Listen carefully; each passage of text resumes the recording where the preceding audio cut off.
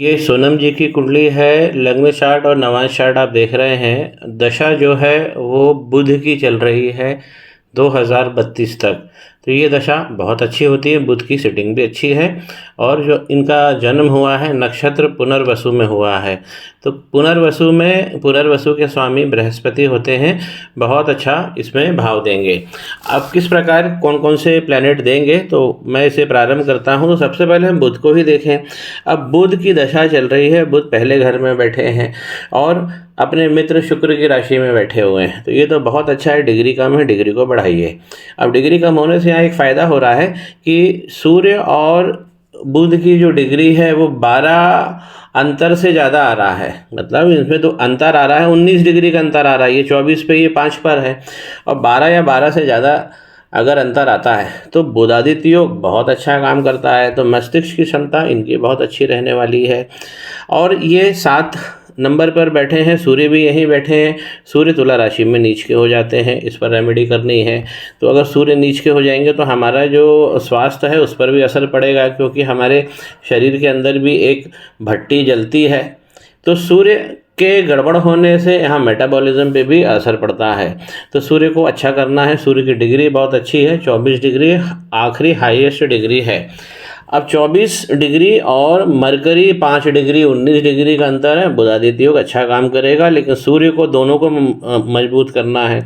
इनको डिग्री से मजबूत करना है, इनको सिटिंग से मजबूत करना है। पहले घर का जो स्वामी 7 लिखा हुआ तुला राशि, इसके स्वामी बने शुक्र, इनकी सिटिंग बड़ी गजब है। अब आप देखिए, तो इन दोनों में हमें कुछ कमियां दिखी हैं। स्वास्थ्य में भी कमी रहेगी क्योंकि सूर्य वीक है। पहले घर का स्वामी 7 जाकर कहाँ बैठा हुआ है, तुला राशि का स्वामी वीनस दूसरे घर पे, तो ये धन के घर में बैठे हैं।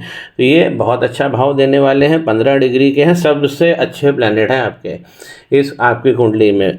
जब भी शुक्र यहाँ बैठते हैं तो धन भी देते हैं और वाणी की शक्ति बहुत अच्छी देते हैं और फॉरेन कनेक्शंस भी जोड़ते हैं। ये बुध बहुत बहुत अच्छे हैं। और बुध माफ़ कीजिए, शुक्र, ये बहुत बहुत अच्छे हैं। और शुक्र जब भी दूसरे घर में बैठेंगे तो कसरत करने को भी प्रेरित करते हैं, शरीर को मजबूत करते हैं। इनके साथ में शनि बैठे हैं 25 डिग्री पे, जो यहाँ पे वृद्ध हो गए हैं। अब देखिए, धन के घर में शनि और शुक्र, इनकी बहुत अच्छी जो कॉम्बिनेशन है वो बहुत अच्छा होता है। स्टार्टिंग में ये दिक्कत देते हैं, लेकिन कुछ समय बाद में ये अच्छी मित्रता में दोनों ग्रह आ जाते हैं। धन का जो है यहाँ पे 8 लिखा हुआ है, इसके स्वामी बने मंगल। तो धनेश मंगल ही है। मंगल जाकर कहाँ बैठे हैं, 12वें घर में बैठे। ये गड़बड़ हो गया। तो 12वें घर में जाएंगे तो आपका धन फंसेगा। साथ में केतु के साथ अंगारक बना लिया है इन्होंने।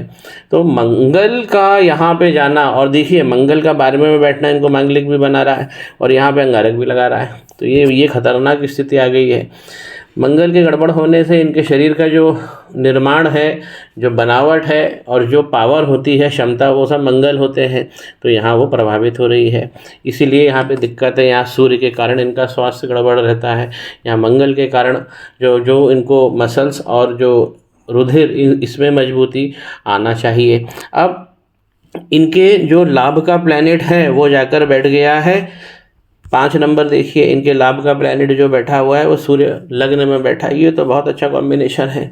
और एक यहाँ का स्वामी जो है वो यहाँ जाकर बैठ गया, ये बहुत अच्छा कॉम्बिनेशन है। यहाँ का स्वामी जो यहाँ आकर बैठ गया, ये गलत हो गया है। तो मंगल पे हमें बहुत सारे काम करने हैं। यहाँ पे अंगारक भी लगा है, 12वें घर में लगा है, मांगलिक भी है। 12वें घर के मंगल रगड़ते हैं, परीक्षा भी लेते हैं।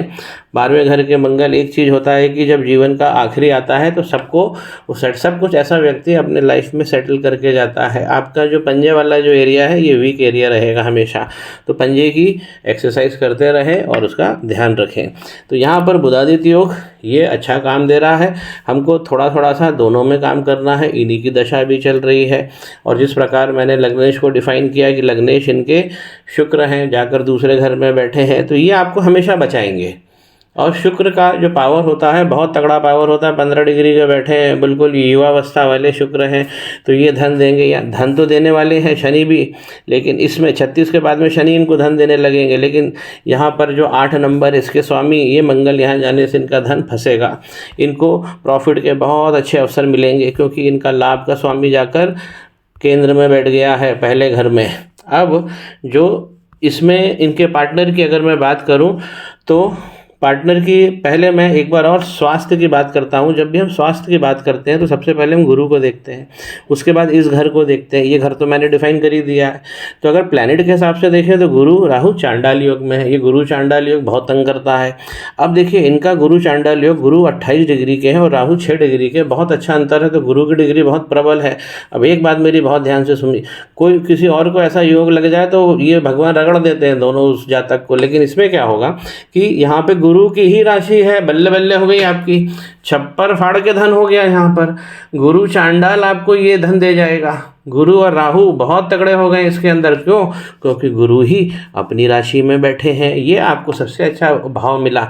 और राहु क्या करेंगे? राहु 5 गुरु बना देंगे, क्योंकि राहु जिनके साथ में बैठते हैं उसी का भाव देते हैं। यहाँ डिग्री भी तेज है, और डिग्री भी कितनी है? ऑलमोस्ट इनकी 4 गुना से ज़्यादा डिग्री है। तो एक साथ आप समझिए कि आपकी कुंडली में 4-4, 5-5 जुपिटर काम करने लगे हैं। तो यहाँ पर ये जो है चांडाल गलत है, लेकिन अपनी ही राशि में बैठे हैं गुरु, तो ये आपको बहुत बहुत अच्छा देंगे। हेल्थ भी अच्छा देंगे, बहुत सारे तरीके से आपको स्किल्स डेवलप करेंगे, बहुत सारे तरीके से आपको काम कराएंगे, स्किल्स बहुत सारी बढ़ा देंगे, चाहे वो काम घरेलू हो चाहे वो काम ऑफिशियल हो। अब क्या हो गया है कि आमने सामने जो है यहाँ पर ये गड़बड़ हो रही है, एक दूसरे को देख रहा है।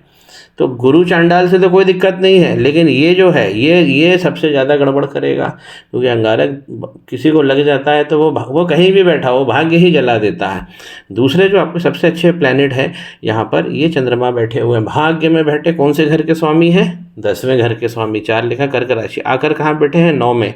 एक तो ये घर और ये घर का एक्सचेंज हो जाए तो ये धर्म कर्माधिपति योग बनाता है। और जब 10वें घर का दशम का स्वामी, 10 नंबर का स्वामी जो सबसे ज़्यादा कर्मेश है, वो आकर भाग्य में बैठा है, तो कर्म कैसे मिलेगा? अरे भाग्य से मिल जाएगा इनको। मनोबल इनका तगड़ा रहने वाला है। चंद्रमा इनके बहुत अच्छे बैठे हैं, 25 डिग्री पे वृद्ध हो गए हैं। इनको भी हम उपाय में ले लेंगे। और कौन सी राशि में बैठे हैं भाई? ये मिथुन राशि में बैठे हैं, तो यहाँ भी ये अच्छा भाव देते हैं। तो चंद्रमा इनके बहुत बहुत बढ़िया हैं, इनको सुंदर भी बनाएंगे। अब मैं थोड़ा सा ये बताऊँ कि 2 प्लैनेट इनके बहुत अच्छे होगा, शुक्र और चंद्रमा। थोड़ा सा यहाँ देखिए, ये वाला जो घर है इनके हस्बैंड का है, तो यहाँ पे बनी मेष राशि। मेष यानी मंगल इसके स्वामी बने, जाकर 12वें घर में बैठे हैं और अंगारक लगा दिया। इसीलिए इनकी जो हस्बैंड की जो ग्रोथ है एक समय आके मर्यादित हो जाएगी। जब भी यहाँ सा प्लैनेट 12वें घर में जाता, हस्बैंड कहाँ से आएगा? हस्बैंड दूरस्थ स्थान से आएगा। हस्बैंड फॉरेन वाला होगा, फॉरेन ज़मीन पे काम करने वाला होगा। तो मंगल ये भाव तो अच्छा दे रहे हैं। किसी और की कुंडली में अगर इस प्रकार का भाव होता तो ये तलाक भी करवा देते हैं। लेकिन चूँकि इनके हस्बैंड, आपके हस्बैंड ऑलरेडी वहाँ पे पोस्टेड हैं और फॉरेन कंट्री में काम कर रहे हैं, तो ये वाला भाव जम गया। केतु तंग कर रहे हैं, केतु को मैनेज करना है, तो ये अंगारक दोष का निवारण कराना है, बुध आदित्य योग को तेज करना है। और जो इनकी जो रेमेडी है, एक रेमेडी मैं घरेलू ही रेमेडी दूंगा, ये करेंगे तो इनके जो गुरु चांडाल योग है वो बहुत अच्छा फलित होगा। ये छप्पर फाड़ के धन दे देगा इनको। दूसरों के लिए ये दुर्योग है, लेकिन इस कुंडली में ये बहुत, आप तो पैसे की चिंता करना छोड़ ही दीजिए, पैसा तो घूम के आएगा ही आएगा। इन दुर्योगों को दूर करिए, ये वाला सूर्य को तेज करिए, क्योंकि सूर्य यहाँ पे नीच राशि में हो गए हैं। और इनकी एक जनरल रेमेडी करते रहिए। अब देखिए नवांश जो हमारी दिशा बता रहा है, शनि केतु देखिए यहाँ पर संतान के भाव में यहाँ पे लगा हुआ है शनि केतु का भाव, 5वें भाव। ये प्रेम को भी दिक्कत करता है और हमारी विद्या में भी रुकावटें करता है, प्रोफेशन में भी रुकावट करता था। जो विद्या हम करते हैं उससे अलग जाके हमें काम करना पड़ता है। तो इसलिए प्रेम और विद्या में यहाँ पे प्रेगनेंसी में भी ये आपको तकलीफ देंगे। शनि केतु बैठ गए 5वें घर में, तो यहाँ पर भी एक शापित दोष बन गया है। सूर्य और चंद्रमा का यहाँ पे अमावस्या योग बन गया है, तो यहाँ पर भी जो माता पिता हैं आपके, वो आगे जब आप 35 और 36 साल के हो जाते हैं तो ये सूर्य और चंद्रमा उनको भी तंग करेंगे। जबकि चंद्रमा यहाँ पर आपके जड़ में बहुत अच्छे हैं, लेकिन आगे के जीवन में ये तंग करेंगे। और सूर्य के यहाँ साथ बैठ जाने से अमावस्या योग बन गया है। राहु हर लाभ देंगे, जैसे यहाँ दे रहे हैं, क्योंकि यहाँ पे लाभों में चले गए हैं। और मंगल फिर वर्गोत्तम 12वें घर में बैठ गए हैं, इसलिए मंगल बहुत ज़्यादा क्रांतिकारी हो गए हैं। और यहाँ पर ये जो केतु भगवान ने अब शनि भगवान को परेशान कर दिया। तो यही सब है कि इसके अंदर योग बहुत अच्छे हैं जब हम बात करते हैं वीनस की, जब हम बात करते हैं चंद्रमा की, लेकिन नवांश में हमें बहुत सारी जगह पे प्रॉब्लम दिख रही है। सबसे बड़ी तो स्वास्थ्य की प्रॉब्लम, और ग्रोथ जब लिमिटेड हो जाती है तो भाई हमको उसको निकालना पड़ता है। हमारे बच्चे अच्छे से हो जाएं, प्रेगनेंसी में दिक्कतें ना हो, हमारा स्वास्थ्य अच्छा रहे, हम निरोग रहें।